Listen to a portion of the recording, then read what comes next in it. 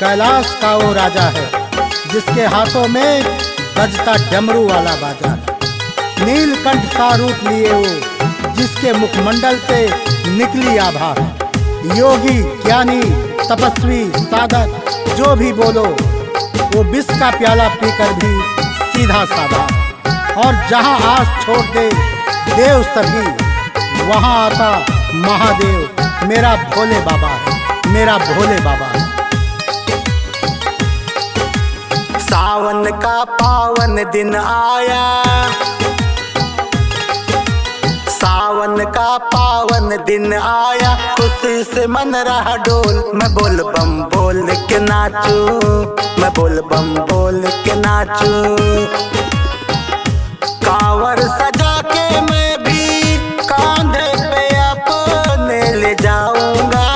तू भी रट ले नाम भोले का, मन की आंखें खोल। मैं बोल बम बोल के नाचूं, मैं बोल बम बोल के नाचूं।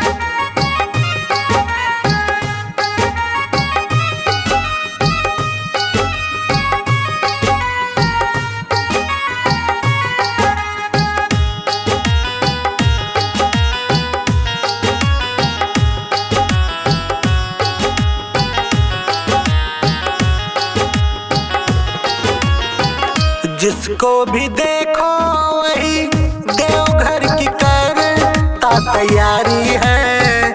शिव जी की महिमा गाए देखो ये दुनिया सारी है। सच्चे मन से तू भी रट ले, सच्चे मन से तू भी रट ले, नाम बड़ा अनमोल। मैं बोल बम बोल के नाचूं, मैं बोल बम बोल के नाचूं।